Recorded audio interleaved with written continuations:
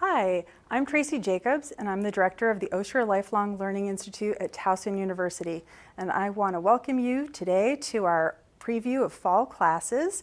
We're doing it in a bit of an unusual way today. We're live streaming our preview.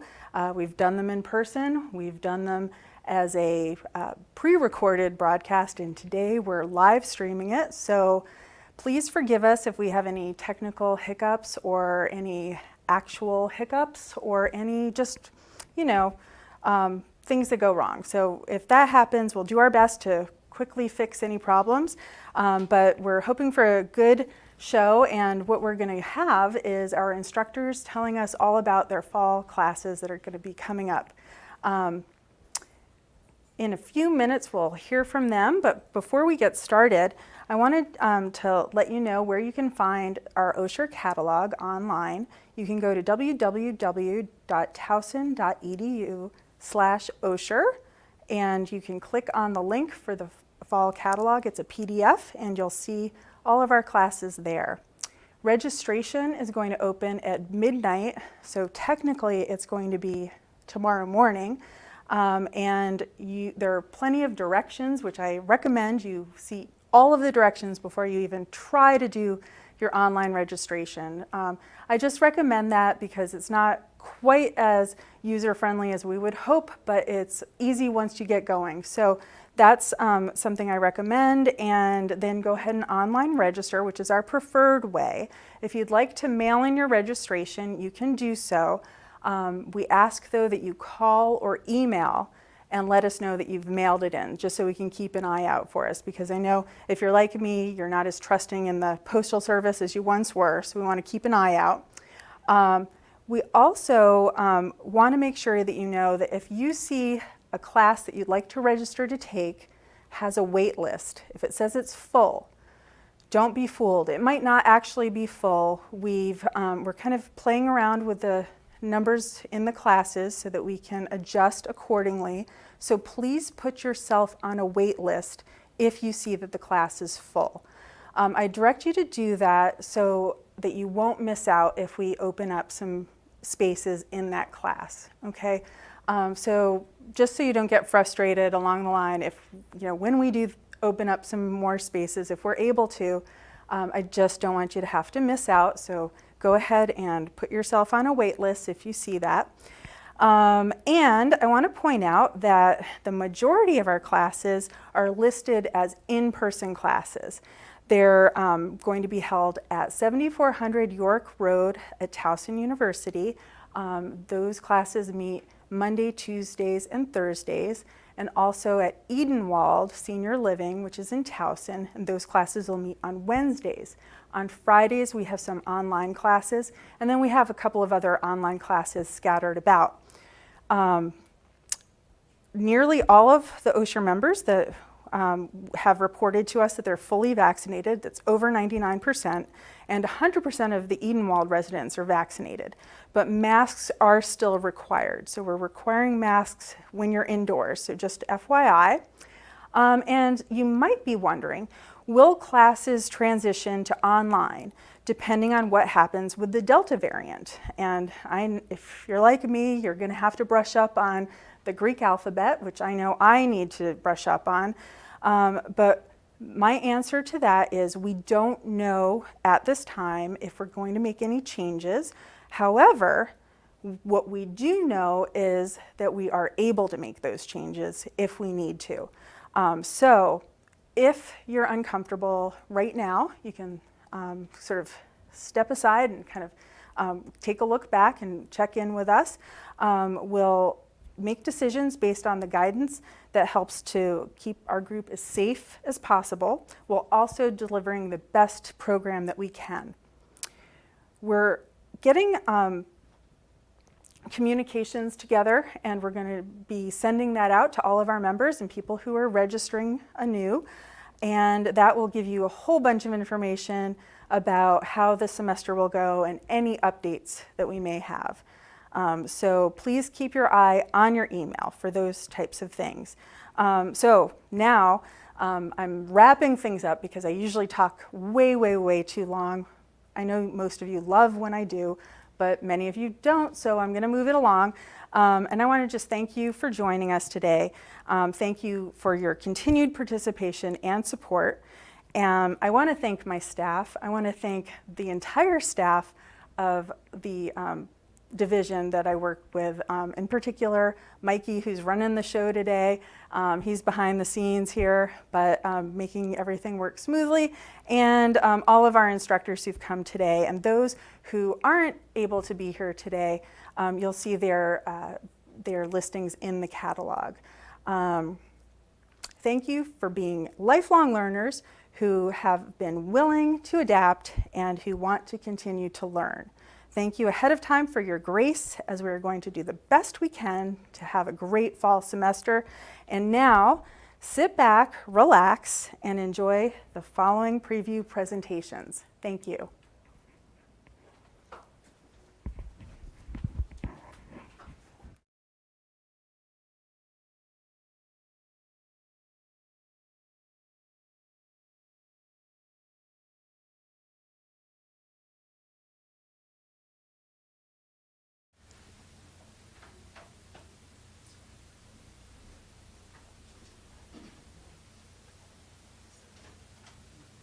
Hi, everybody. I'm Greg Jones.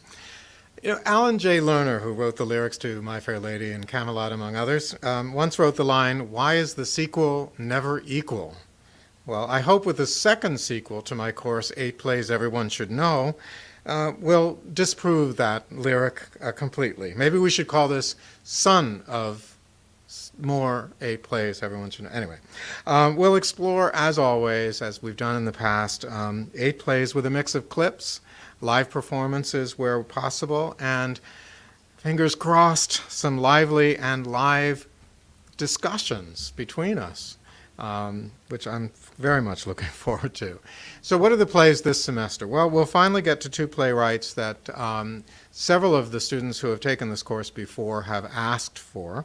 So we're going to have Ibsen with A Doll's House and Strindberg with Miss Julie, and as a little fillip to that, he has an amusing little playlet called The Stronger, which we'll also cover. We also have 2 plays that are going to anticipate the holiday season, Twelfth Night by Mr. Shakespeare, and a charming holiday-themed medieval play, The Second Shepherd's Play. Living playwrights are here too. Susan Laurie Parks with Top Dog, Underdog, and Tony Kushner with Angels in America. And finally, I am committed to helping you fall in love and make sense out of Waiting for Godot, and introducing you to a play many of you probably don't know, which is called He Who Gets Slapped. So quite a mix. And as always, before the course begins, I send each student a list of online sources to watch and read the plays in advance, if they wish. Although, as you know, no homework is required, and you don't have to have taken either of the previous courses. So I hope to see many of the previous classes' stalwarts and meet some new faces. Thank you. Thank you, Greg. That was terrific. Next up, we have Catherine Fernstrom to talk to us today about archaeology in Maryland, American Indian cultures.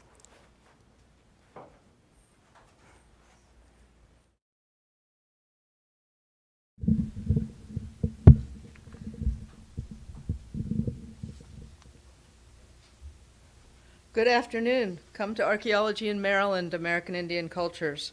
The course will cover 8 time periods or topics in Maryland indigenous cultures from 11,000 years ago to the present. The topics will include the Paleolithic period, about 11,000 to 9,500 before current era, when people created short-term tool-making camps, the Archaic period, 9,500 to 1250 before current era, the Woodland period, 1250 to about 1600 current era. In these 2 periods, we see development and intensification of garden crops like corn. Europeans arrived at the end of the Woodland period and begin the colonial period, and we'll give a couple of meetings to the rich Archaic and Woodland cultures when we see intensifying relationships with other regions, and in some cases, differences among regions in Maryland that we are accustomed to thinking of as unified. Important sites to consider are the Higgins site on the western shore with a Paleolithic component, the Pig Point site in Anne Arundel County, People lived at Pig Point from the early Archaic to the late Woodland, leaving in about the 12th or 13th centuries. The site is noteworthy for small amounts of copper and other trade items, and St. Mary's City is the most famous colonial site, of course, and has been very carefully restored. Recently discovered was the original St. Mary's Fort, used as a defense for the early settlement. Important artifacts used for dating include ceramics and arrow points. Important materials traded widely included copper, which was used for symbolic ornaments throughout North America.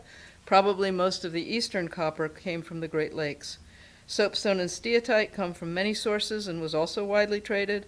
Steatite was used for bowls and also for my very personal favorite artifact type, small pendants or beads in the form of human faces. So come join the class. Thank you for listening.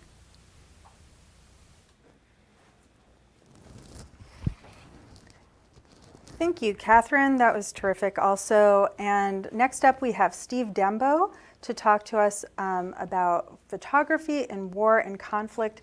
And this is more of the same, or more different, actually, I guess, to conclude his last class that he ran called Photography in War and Conflict. That was part 1. This is part 2. Hi, everybody. I'm Steve Dembo. Just very quick comment on part 2. This is part 2, but it's standalone, so you don't have to have seen part 1, okay? There will also be a part 3, so if you don't see part 2, you can certainly see part 3.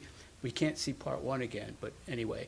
So yeah, this is going to be, we're going to cover in part 2 everything from World War II up through Vietnam, hopefully get all the way through Vietnam, and everything in between. We'll talk about photography. Some of the people we have photography, we don't know who took the photographs, but we have a lot of photographs. We will be seeing a lot of photographs. We'll be talking about techniques, technology, how that worked, why World War II is considered really one of the first really photojournalistic wars, even more so than, let's say, the Spanish Civil War, which was also big. We'll be talking about some of the photographers that you've heard of, some photographers that you've not heard of. We've heard of Robert Capa. We've heard of Lee Miller, Margaret Bourke-White. We'll talk about that. We'll talk about Tony Vaccaro. We'll talk about, and then we'll not just talk about the Allied photographers, but we're going to talk about some of the Russian photographers. We'll talk about some of the German photographers, the Japanese photographers. So we're going to really try to fit everything into that as far as the World War II. For Vietnam, we'll do the same thing. We'll talk about a lot of photographers, show a lot of photographs, and we're going to do everything in between, too. So we're not going to just go from World War II to Vietnam. There's the Arab-Israeli conflict. There's the Ireland conflict, Northern Ireland conflict. There's South Africa. It's kind of unfortunate that there's a lot to talk about when we come to photography and war photography and conflict. So come and join us. Even if you haven't taken the first one, if you haven't seen the first part, come to the second part. It's great, all right? And you'll enjoy it. And wear a mask. Thanks. All right, thanks, Steve. And yes, you can definitely take the class without having taken the previous class. It is standalone, so it's terrific. Next up, we've got Ellen O'Brien, who will be telling us about her class. The class is called More Gospels, Apocryphal, Gnostic, and Forgeries.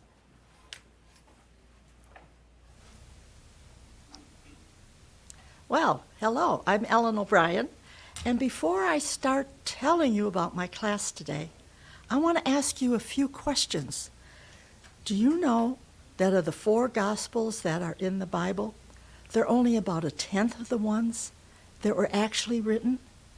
Do you know the stories about the infancy of Jesus and what he was like as a little boy? Maybe not so soft and cuddly. And how about the Gospel of Mary Magdalene? Yep, that Mary Magdalene. And you thought she was just a prostitute. And what about Judas? Did you know that Judas wrote a gospel? Yeah, that Judas that betrayed Jesus with a kiss. Or did he? And how about the Da Vinci Code? Did you know that that was based on the Gospel of Philip? You've never heard of the Gospel of Philip? We ought to talk about that. And there's also the argument that went on in the Gospels between the Gospel of John and the Gospel of Thomas. Yes, that Thomas, that doubting Thomas. It's been speculated that the entire Gospel of John was written in response to the Gospel of Thomas. We need to know about that. And then what has been all this fuss with the Smithsonian special program a couple years ago on the Gospel of Jesus' wife. So there's a lot to talk about. So come with me as we look at more Gospels, apocryphal, Gnostic, and forged. Thank you. Thank you, Ellen. That was wonderful. And moving right along, we've got Bob Bear here. He's going to tell us he's going to give us his promo today for his class. It's Tales from Greek Mythology. Yes, hi, my name is Bob Bear, and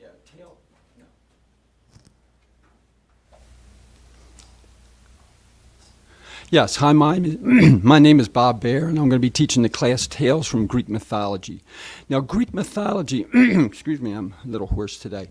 Greek mythology is really the foundation of much of Western civilization, whether it's the literature, art, music, and especially things like the theater, which basically encompasses our modern comedy and drama. You're gonna see a tremendous amount of influence in every aspect from the stories of Greek mythology. And the stories are whether they're the stories of the gods, such as Zeus and his many extramarital affairs, or the stories of the many of the other pantheons, such as Apollo and Hera and Diana. All of them have very, very complex, deep stories that you'll see in many, many aspects of Greek society. They're going to, in Greek society, it basically was the part of their entertainment, their theater, every aspect. So we're going to delve into these stories. We're going to look at the many complexities of the stories. We're going to look at the meaning behind the stories, because these stories often were really about the origins of their societies. Every particular town had heroes in which were the founders of these particular places. All came from these mythological heroes. So we'll look at these foundational stories, the founding of the cosmos, how the institutions were founded. We'll look at how so many of the words we have, everything from erotic to aphrodisiac to the graces and the muses. We'll look at all of these stories and really try to get an understanding. And of course, we'll also look at the great foundational stories like the Iliad, the story of the Trojan War. We'll look at the Odyssey, the great story of Odysseus and his travels across the world. And also look at, we're going to have also a special class also on women in Greek mythology. So we're going to look at all of these aspects. So I hope you'll join me.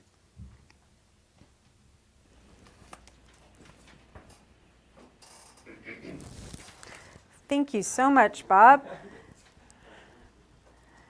All right. Thank you for doing Tales from the Greek Mythology. Now we have Ed Fotheringill, and he's here to talk to us about his upcoming course this fall, The Enigma of Heidegger. Hello, my Osher friends. Before World War II, Martin Heidegger was positioning himself to be the most profound philosopher of the 20th century.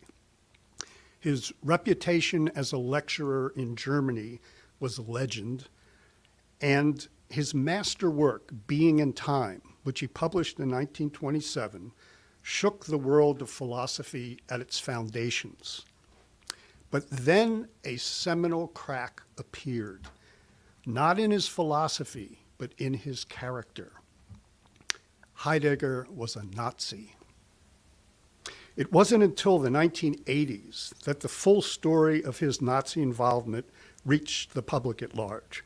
And since that time, philosophers and other intellectuals have been engaged in the difficult task of rendering a final critique of his thinking. Some scholars have voiced the opinion that the value of Heidegger's philosophy must be calculated apart from his political vision. while others contend that that is impossible. In this course, we will examine the philosophical activity and the complex and troubled life of Martin Heidegger, the thinker largely responsible for the rise of 20th century existentialism. I thank you for your consideration, and I hope to see you in September. Great, thank you so much, Ed. All right, and we've got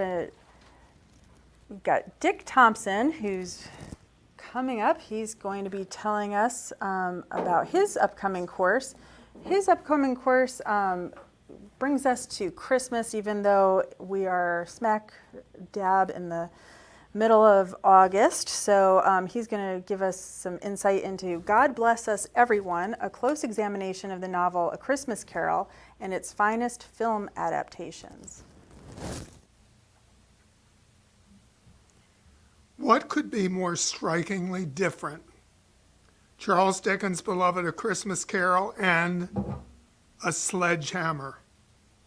And yet Dickens referred to A Christmas Carol as his sledgehammer. Why? The answer to this question and many others will be revealed in our course. You may think you know everything there is to know about the beautiful Christmas Carol, but I wager you don't, as I didn't. Join me as we look at Dickens' novel and its background in a whole new light, as well as viewing and discussing several classic film adaptations of Scrooge's story.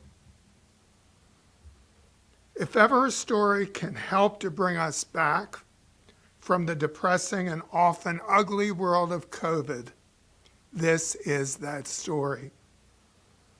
I believe our study and our work together will raise your spirits, count your blessings, and consider the upcoming holiday season in a different, unique, and enriched way. Mr. Scrooge and I look forward to seeing you.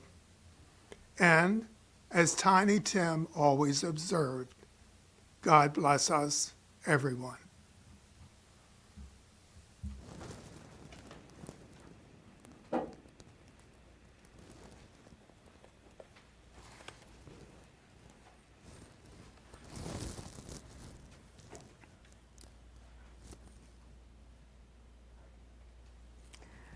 All right.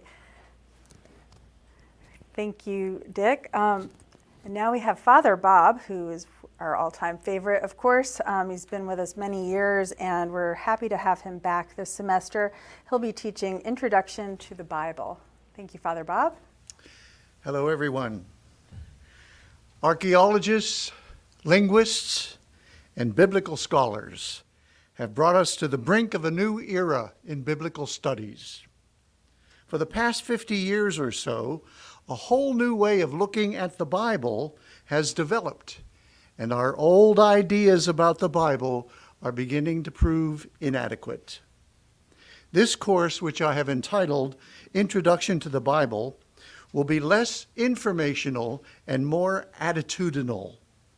We need to catch up to modern biblical scholarship and begin to see the Bible in light of the newest discoveries. Therefore, this course will deal with 8 issues that will help any modern reader of the Bible understand this timeless treatise with greater insight. These 8 issues are: number 1, that the Bible is a book of faith. Number 2, that the Bible cannot always be taken literally. Number 3, that the Bible is a composite of great ancient literature. Number 4, that the Bible is the Word of God and the words of humans. Number 5, that there are conflicting theologies in many books of the Bible. Number 6, that the Bible is an association of many images. Number 7, that the Bible is one story made up of many stories. And finally, number 8, that the pages of the New Testament portion of the Bible contain a dominant theology of the return of Jesus to usher in the kingdom of God. So, Bring a Bible, some paper, pen or pencil. You are about to learn things you won't want to forget. Thank you.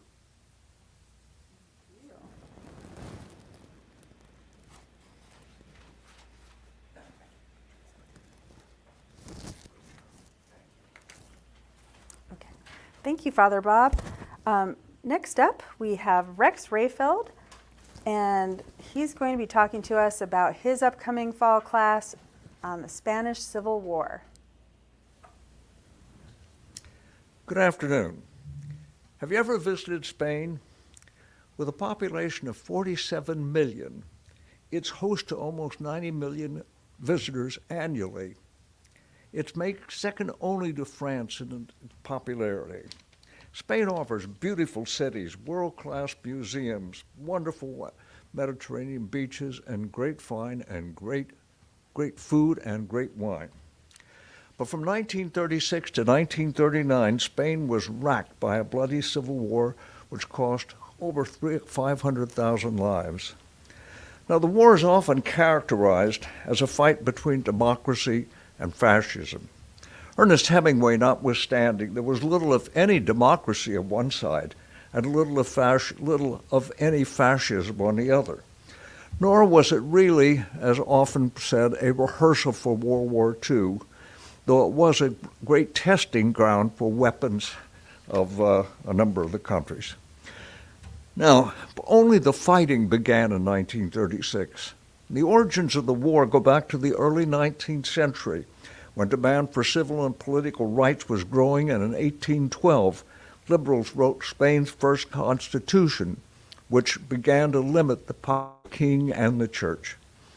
We'll begin with that first constitution and follow the events of Spain between those two milestones.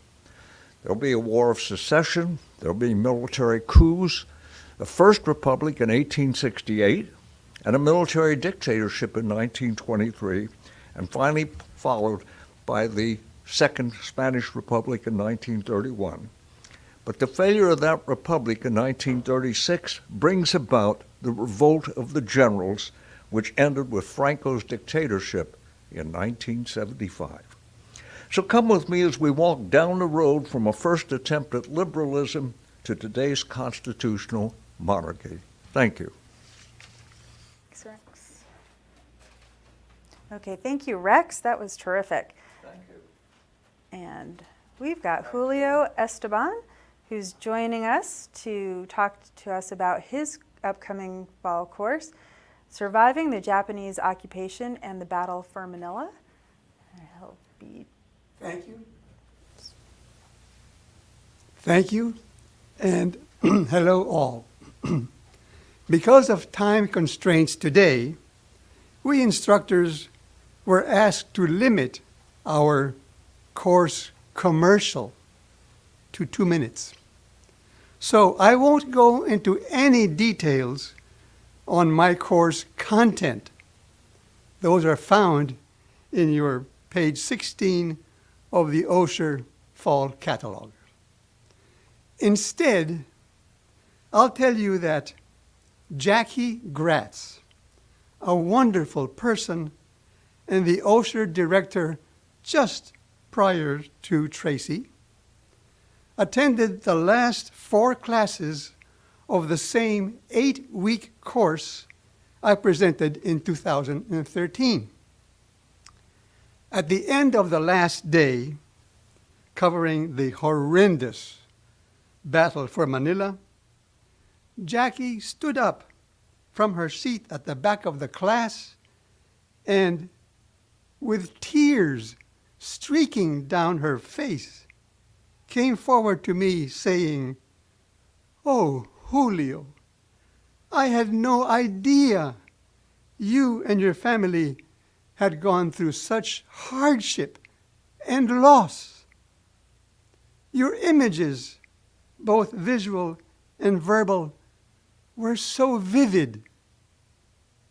And she gave me a big, warm hug. Later, Jackie wrote me saying, "Every Osher student should take your course." And with that statement, my course commercial ends. Hoping to see many of you in my class, and thank you for listening. Okay, thank you so much, Julio. We look forward to your class. And now we've got, coming up next, Jack Berkert, who's going to be a new instructor for our program at Osher. He's taught many other times, but he's new to us. And he's going to be teaching online a class called Stories of Baltimore, Challenges of the 20th Century. Thank you, Jack. Good afternoon, everyone. Thank you for listening in. I hope to see you at the class via Zoom. We took a look at the situation, and I decided it was something I wanted to do, so my apologies for not being able to greet you all in person. The selection of courses I've chosen this time is a 4-part series of 20th century Baltimore history. That's my specialty, Baltimore history. It's what I do. I've made a whole presentation out of those sorts of things. Now, I would talk to you about the people, all sorts of people, from Henry Mencken to Buddy Dean and everybody in between. But we really specialized on 4 decades, and that's kind of what I wanted to focus on here with you today. The first of those decades was the 19-teens that really introduced the 20th century to America and to Baltimore, a decade that began with a political convention and ended with an epidemic of illness. Quite a time.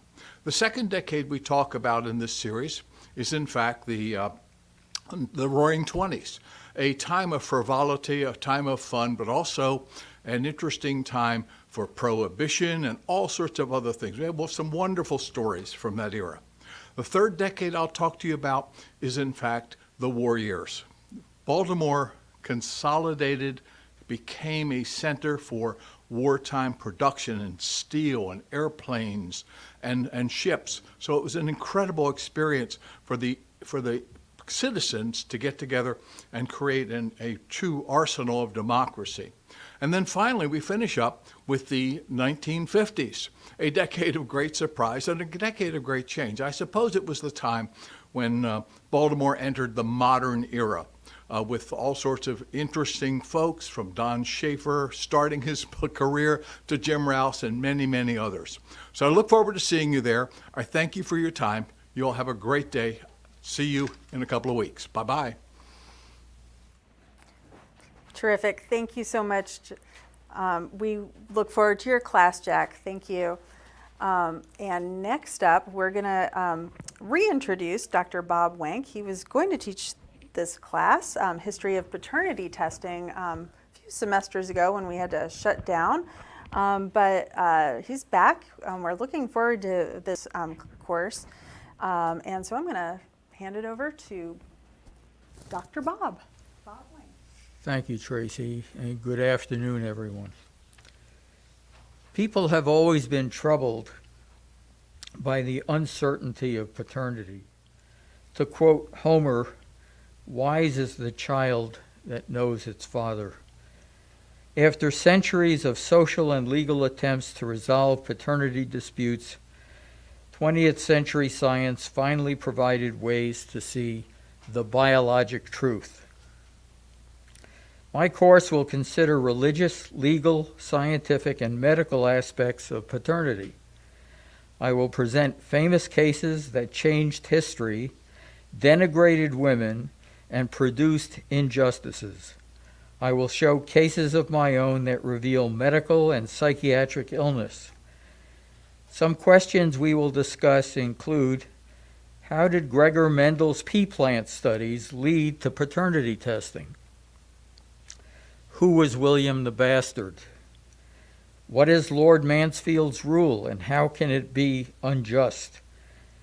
What proves that Thomas Jefferson fathered Sally Hemings' children? How did civil rights laws improve lives of illegitimate children? Which president had a child out of wedlock just before his election? When is maternity in doubt? Maternity. Can paternity be determined by comparing faces of an alleged father and child?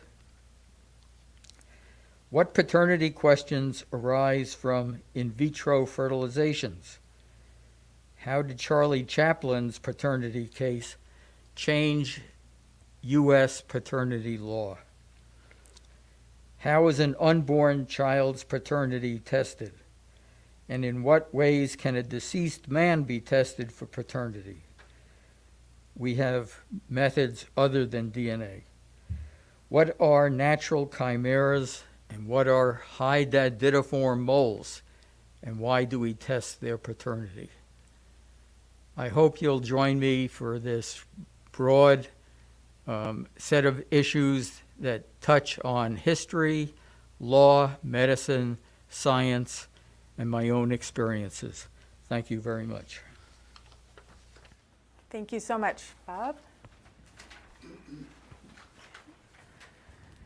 Coming up next, we've got Bill Barry, and he's going to be talking to us today about his upcoming course this fall on modern labor history. Hey, we're excited to be able to offer you a modern labor history course because workplace problems have never been more vital than they are today. From the concerns of the pandemic to the election in Bessemer, Alabama, to organize Amazon. This course will provide exciting background on all this and will emphasize the most important part of history, that it's a guide for the future. As always, my labor history courses will be in two parts: labor history, which is how workers organize, and workers' history, which is how we live. We're going to start with the labor relations of World War II and the surge of strikes in 1946. We're going to look at the impact of the 1946 election, which brought both Joseph McCarthy and Richard Nixon into national prominence. We're going to look at the impact of the post-war period when the Rosie the Riveters returned to the home to become housewives and how that changed working class life. We're going to look at the development of the so-called middle class, supported by programs like the GI Bill and the development of suburban housing, which changed forever the communities where workers had lived. We're going to look at the Red Scare of the 1950s. We're going to look at the social movements of the 1960s and 70s, the women's movement and the civil rights movement, and their impact on unions which have been all white guys. We're going to look at the impact of post-industrialism. We're going to look at the impact of the presidencies of Jimmy Carter and Ronald Reagan. After all, it was exactly 40 years ago that the air traffic controllers were fired. We're going to look at the culture of the period, of the music and the books. So I hope that you will join us. This is an exciting course. We're looking to have some guest speakers. And most importantly, we will be looking at your experiences in the workplace. Thank you. Thank you, Bill. Well, that 2 minutes went fast. All right. Next up, we've got a new instructor for us. She's actually taught at Osher. She's taught at the Osher at the University of Pittsburgh, and we're delighted to have her work for us this semester. She's new to Baltimore, and her name is Saima Sitwat. She's going to be teaching Muslims in the neighborhood. Thank you, Saima. Thank you, Tracy. My name is Saima Sitwat, and this fall I'll be teaching a class for Osher Institute at Thompson titled Muslims in the Neighborhood. This class provides an opportunity for those who are curious about Islam in general and American Muslims in particular. I look forward to introducing you to Muslims who live in our communities, Muslims like myself who go to schools here, work in offices, but may not be identified as Muslims by us or people around them, because we have become so prone to seeing the images of angry bearded men as Muslims on television. I look forward to our conversations every Tuesday afternoon for this 8-class course, and I look forward to seeing many of you there. Thank you. Terrific. Thank you very much. That was wonderful.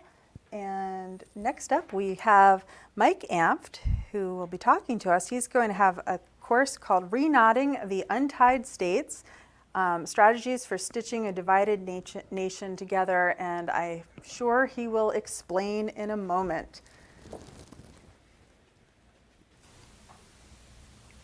Hey gang, good to virtually see everybody again. Many of you may know me already from when we studied America's long history of fractiousness and strife, or when we explored how the media has lost its way and how that's contributed to the divisions in reality and thought that we are thinking that we live through each day now. So you've heard me bemoan this state of affairs if you've taken those classes many times. I've listened to you express your exasperation as well about these problems, and yet we're still stuck with them. So for this fall's class, we won't be dissecting and diagnosing the American body politic. We know it's in rough shape. We'll be doing something that I hope proves to be much more interesting. We'll be looking for solutions, meaningful ways to possibly stitch the tattered national fabric back together again. So each Thursday at 11 a.m. from September 16th to November 11th, and at the Osher Classic address, I believe, on York Road, we'll check out some methods for healing these deep wounds. We'll go at it from a variety of angles: economic, social, political, interpersonal. We'll explore whether some things we've already heard about, like reparations or changing the Constitution, might play some role in bringing the country back together again. And we'll examine other methods, such as reconciliation committees that have been used widely in other countries that have been threatened or torn apart by civil strife, to see if they might be some use to us here. As for the class setup, I'll be lecturing for a half hour or so. My goal is not to be speaking the whole time this time around. Then we will safely, with masks and some distancing, move into groups to hash out some questions that I've put together to frame the discussions. Then for the last 15 to 20 minutes of class, we'll get back together. You'll report back to me with what you've learned during your discussions, and the entire class will discuss from there. So I look forward to seeing the top half of your presumably smiling faces again, and hearing voices that may sound a bit muffled, but which will, I'm sure, still reflect your clarity of thought. Thanks. Hope to see you. Thank you, Mike. That was terrific. And next up, we have Farrell.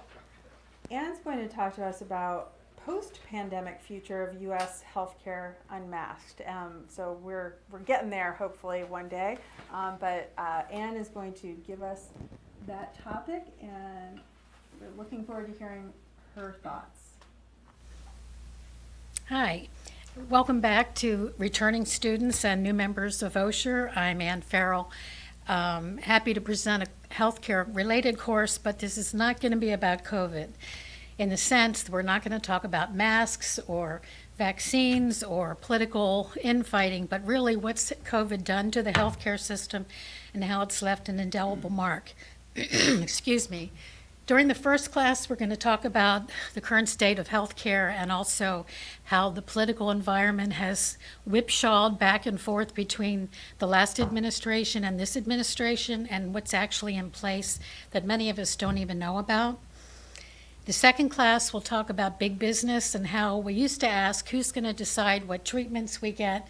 We've gone from physicians to insurance companies, and now we're starting to see private equity firms make those decisions. The third class is about what physicians and clinicians call moral injury, which is what they feel like they're operating under, and how the whole clinical dynamic of the healthcare market is changing, and that means who is going to be taking care of us in the future will be very few physicians and more other people. And then lastly, we're going to be talking about technology and how unbelievable transformation of healthcare is happening, in part because of COVID, but also because of other advances in technology that's been going on. Because of the interest in discussion and short videos about these topics, the class will be extended, session 2, 4 weeks, for 90 minutes to allow for some time in the end to have some dialogue and better question and answering time. Thank you. I look forward to seeing people. Thank you. Great. Thank you so much, Anne. Look forward to your class, and we're also going to look forward to Guillermo Worley's class, which is a very, it's a kind of a two-parter, it's all in one class on technology. And Guillermo is going to tell us all about his class coming up in the fall. Thanks, Tracy, and thanks for that clarification. I think the class, you will probably see it listed as wireless technology, wearable sensors, and medical applications, although that's really the focus of the second 4 weeks of the class. The first 4 weeks, I meant it to be very similar to what I did in the summer, but a condensed version. So I had named it Developing Technologies and Their Social Implications. So if you took the class of the summer, you might want to just sign for the second part, because those first 4 sessions will be a condensed version of what I taught during the summer, where we will focus on, we'll look at the process of innovation and technology. We will look at the social implications that that has, some of the ethical dilemmas that come about with that, the unintended consequences of technology, and then we'll go on examining in more detail some of the developing technologies like artificial intelligence, deep learning, autonomous vehicles. We'll look into their classification, their use, some of the challenges that they face, both from an ethical perspective and from a technical perspective. And then we'll move into the second 4 weeks where that will be new material. We'll be talking about wearable sensors and medical applications of them. I will give you a good explanation of what wireless technology is all about, get into some 3G, 4G, 5G, Wi-Fi, Bluetooth, all of the things that hopefully you'll find interesting, and I'll try to explain it in an easy way to understand, and then see how that relates to some medical applications developing because of that. So hopefully you get to do this in person, which is what we're all trying to get back into. It'll be a lot more fun and more interesting to engage with you in conversations about that. If not, we'll do it again online. So hopefully I'll see you soon. Thank you. Terrific. Thank you so much, Guillermo. That was wonderful. And now, next up, we've got Jody Johnson, who, in fact, has 2 classes that she's going to tell us about. Jody is going to teach in the first part of the semester, session 1. She's going to do an online class, Urban Wildlife, Wild Times in the City. And then in session 2, she'll have a 4-week class that sounds like a whole lot of fun. It's called Science with Grandma and Grandpa, Getting the Grandkids Out of the House and Off of the Video Games. So thank you, Jody, for making it here. You made it just in the nick of time. Thank you so much for braving traffic. Thank you, Osher, for inviting me. So the first class is Wild Times in the City, and I know that all of you know what animals live in the city normally, but this is looking at it a little more in depth. So we'll look at not just what you expect to be in a city, but things that the health department has to deal with, or things in tunnels or graveyards. Also with that will be animals that are being researched in the city, or service animals in the city, animals you don't even notice, you don't think about. And the last part of that will be exotics. So don't forget that you're living with a bunch of boa constrictors and alligators in the area too. So the second course is how to get the grandkids off the video games. And that's because I've taught a lot of science camps that just get kids to do all these different things. This one is really fun. And it could be anything. It could be dyeing fabric. It could be cooking up a new meal that they've never tried before. It could be doing an actual science experiment where you buy what you need in the grocery store and bring it home, and both of you do the science experiment. Sometimes it's really intense science, but lots of times it's just art, like getting leaves and flowers and making stationery out of it. So they're just ideas on how to have fun.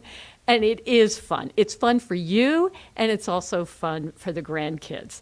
So that's a 4-week course, and that's the second session. Thank you very much, and I cannot wait to meet you. I love meeting new people, and I'd love to hear ideas from you, too, as well. Thank you. That's wonderful, Jody. Thank you so much, and can't wait for it. It's going to be terrific. I'm actually coming back on just to say a big thank you. We did it. We wrapped it up. We've got a whole bunch of our instructors who've told us about their upcoming fall classes. There are some that you did not hear from, and I'd love for you to take a look at our catalog. It's www.towson.edu/Osher. You'll find the catalog there, and take a look, because there are some that you won't see or you didn't see just now, but you will see in there. And we're also going to link some promos that were sent to us, so those will be up at some point soon as well. Thank you very much for joining us. There were some really good questions that also came in during this broadcast, and we haven't had time to answer them, but we will. And we'll be posting them to the YouTube channel, but we'll also be making sure that all of those questions get addressed and sent out to all of our members, because they are really terrific questions. And as you know, things are changing day by day, minute by minute sometimes, so we want to keep you up to date. So thank you again, and we look forward to seeing you one way or another, in person, online. We're seeing you this fall for classes, and we can't wait. Thank you so much. Take care.